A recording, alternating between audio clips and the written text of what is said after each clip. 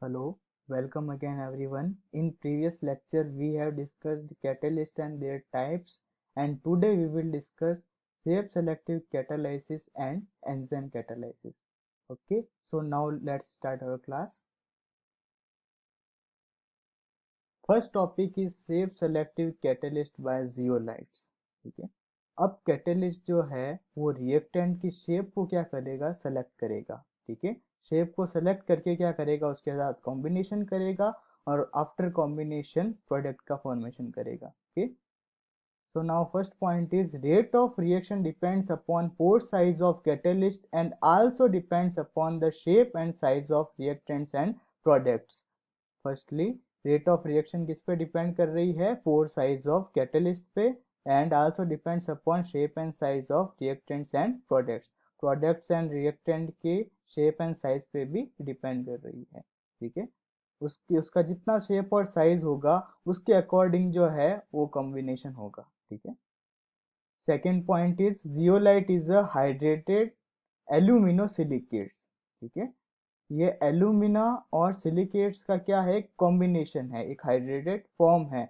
But in this case we are not use in hydrated form of zeolite की या hydrate form जो है अपन यहाँ यूज नहीं करेंगे इस केस में.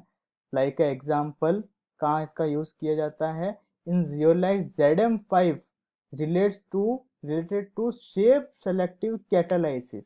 ठीक है, what is the full form of ZSM5? Zeolite of sieve molecular porosity 5. ठीक है, ऐसा आपके इतना डिटेल में नहीं है. या ZSM5 कर क्या रहा है, अल्कोहल को कन्वर्ट कर रहा है पेट्रोलियम में. ठीक है, ये जो हाइड्रेटेड फॉर्म है उसको नॉन हाइड्रेटेड फॉर्म में कन्वर्ट कर रहा है. ठीक है, यहाँ इसकी जो मोलिकुलर पोरोसिटी है वो 5 मेंशन कर रखी है. ये जो 5 है वो इसकी पोर साइज है. ठीक है, अब इसकी स्ट्रक्चर की अपन बात करें तो स्ट्रक्चर में आप देखोगे यहाँ कैविटीज जो है फॉर्म हो रखी है इसकी स्ट्रक्चर में. इन कैविटीज में क्या होगा, किसका एडिशन होगा, रिएक्टेंट का. जो अपना सबस्ट्रेट है, रिएक्टेंट है, वो इसके साथ आके यहाँ क्या करेगा, कंबाइन होगा और कंबाइन होके इसका फॉर्मेशन करेगा प्रोडक्ट का. ठीक है, catalyst which depends upon the shape of reactant. Catalyst किस पे डिपेंड होगा, शेप ऑफ रिएक्टेंट पे.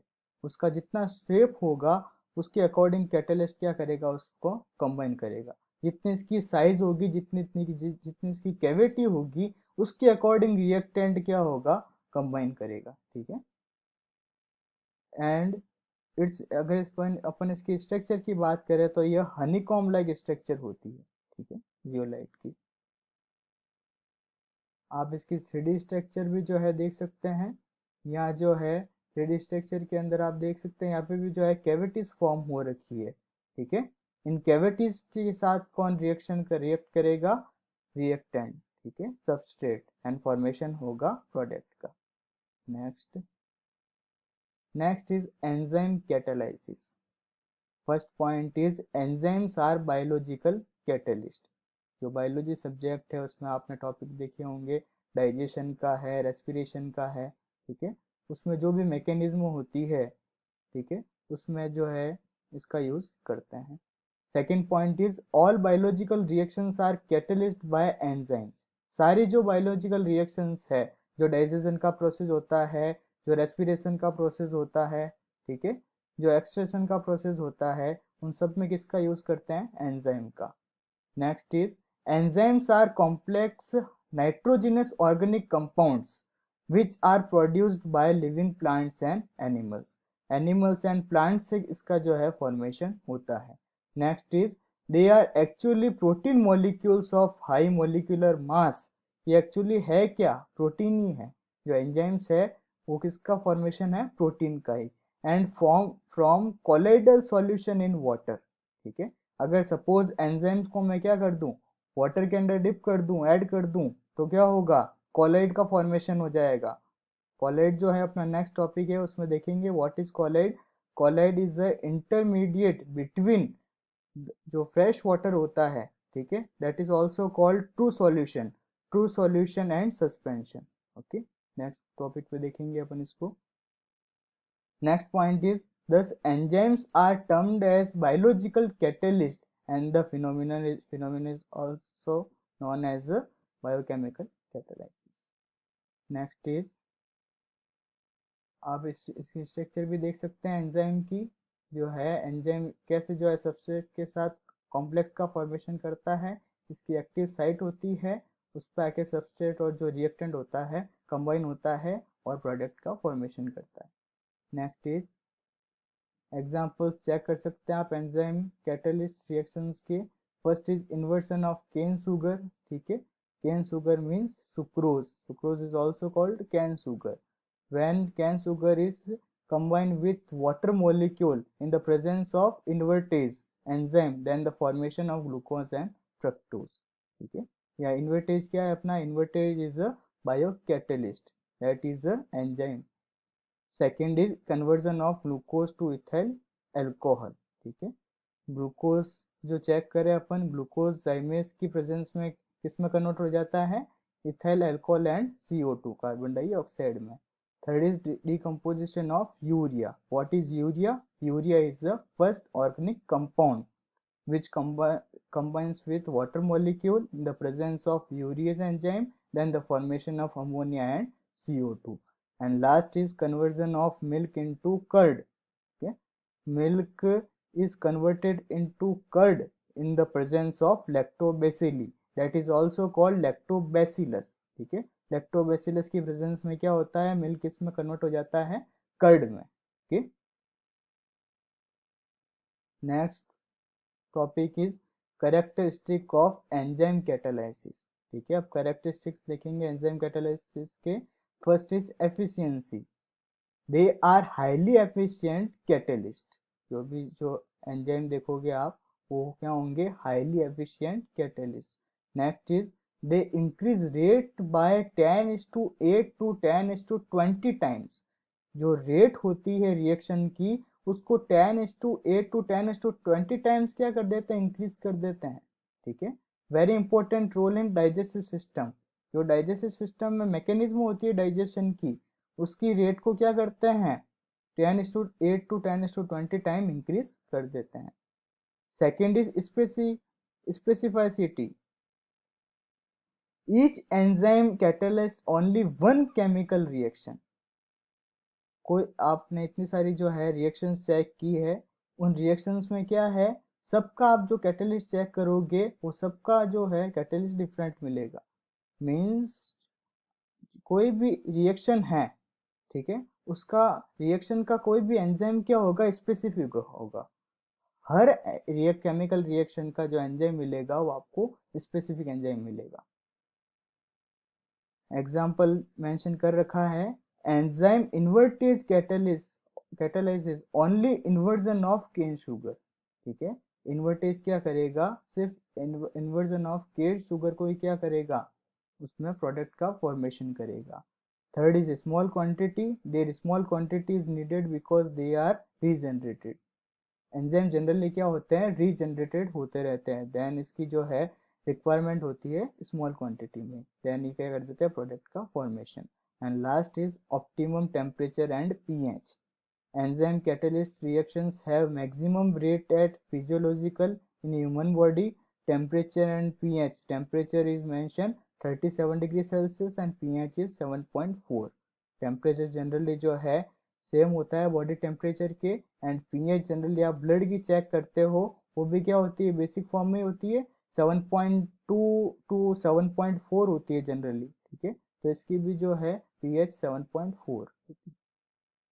Next is mechanism of enzyme catalysis। अब it is also called lock and key method, ठीक है।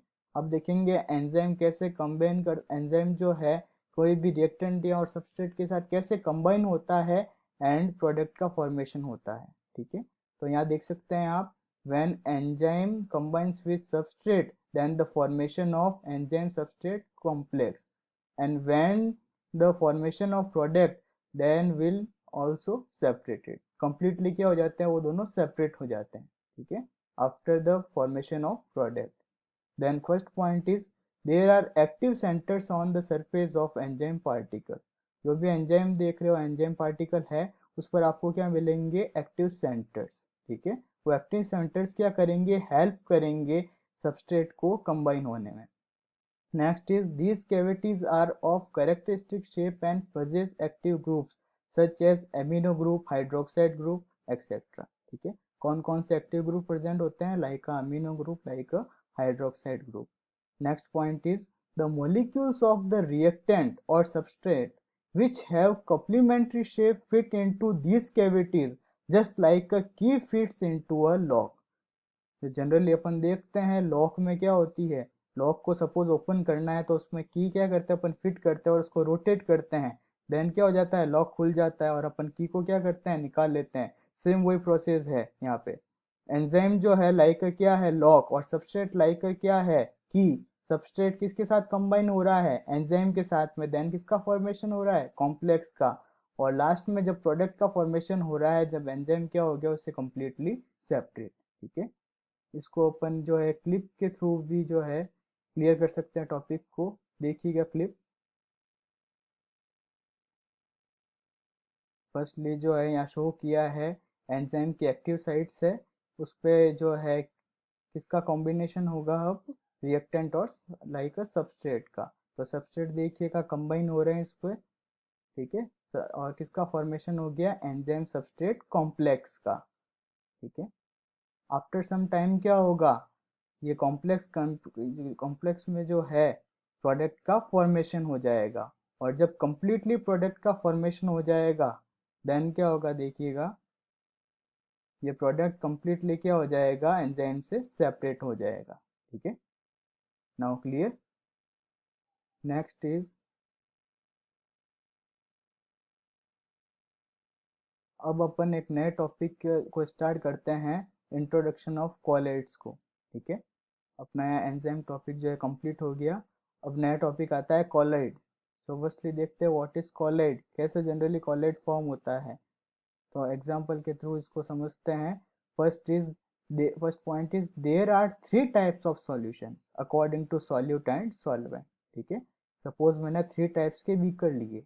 ओके, फर्स्ट बीकर में मैंने क्या किया, वाटर फिल किया और जो है कुछ अमाउंट में NaCl जो है उसमें ऐड किया। ठीक है, फिर मैंने उसको कंप्लीटली शेक किया और शेक करने के बाद चेक किया किसका को क्या मेरे को मिला वहाँ पे, होमोजीनियस मिक्सचर। एक होमोजीनियस मिक्सचर का फॉर्मेशन हो गया। What is homogeneous mixture, suppose मैं इसके बॉटम में चेक करूं, टॉप में चेक करूं, मेरे को जो इसकी जी प्रॉपर्टीज जो मिलेगी सॉल्यूशन की, वो हर जगह क्या मिलेगी, इक्वल मिलेगी। That is called homogeneous mixture, that is also called true solution. ठीक है, और जो मेरे को सॉल्यूशन मिल रहा है उनमें मॉलिक्यूल की साइज क्या मिलेगी, 0.1 nm to 1 nm। nm is nanometre, 10⁻⁹ metre. और सेकंड जो बीकर लिया उसमें मैंने क्या किया, वाटर ऐड किया और उसमें सैंड जो है ऐड की। ठीक है, फिर उसको मिक्स किया। मिक्स करने पे क्या होगा, जो भी सैंड के जो मॉलिक्यूल्स होंगे वो बॉटम में क्या हो जाएंगे, उसके सस्पेंड हो जाएंगे। ठीक है, और उसकी जो मेरे को साइज मिलेगी वो क्या मिलेगी, 10⁻3 नैनोमीटर, लार्जर देन 10⁻3 नैनोमीटर। और ये कैसा मिक्सचर मिलेगा, हेट्रोजीनियस मिक्सचर। मतलब आप इसके बॉटम में चेक करोगे, टॉप में चेक करोगे, जो भी जो सॉल्यूशन है उसकी प्रॉपर्टीज क्या है, हर जगह इक्वल नहीं मिलेगी। That is a suspension. और लास्ट में आपने चेक किया जो बीकर है उसमें वाटर के साथ में जो है स्टार्च मॉलिक्यूल ऐड किए। ठीक है, फिर उसको कंप्लीटली क्या किया, शेक। शेक करने पर एक जेली लाइक सॉल्यूशन जो है आपको मिलेगा। इसके सॉल्यूशन की जो है मोलिकुलर साइज क्या होगी, 1 nm टू 10⁻3 nm। ठीक है, और ये सॉल्यूशन अपना क्या होगा, कोलोइडल सॉल्यूशन। ठीक है, इस टाइप से जो है कोलोइडल सॉल्यूशन का फॉर्मेशन होता है। और ये मिक्सचर कैसा मिलेगा अपने को, हेटेरोजीनियस। ठीक है, हेटेरोजीनियस मींस इसके बॉटम और टॉप में आप जो इसकी मॉलिक्यूल चेक करोगे, इसकी जो प्रॉपर्टीज चेक करोगे, वो प्रॉपर्टीज क्या मिलेगी, डिफरेंट मिलेगी। ठीक है, so what is colloids, colloids is the intermediate mixture between two solution and suspension। okay, तो अपने नोट्स प्रिपेयर कीजिएगा एंड इस टॉपिक, इन सभी टॉपिक्स को रिवाइज कीजिएगा। ओके, मिलते हैं नेक्स्ट क्लास में। Thanks for watching.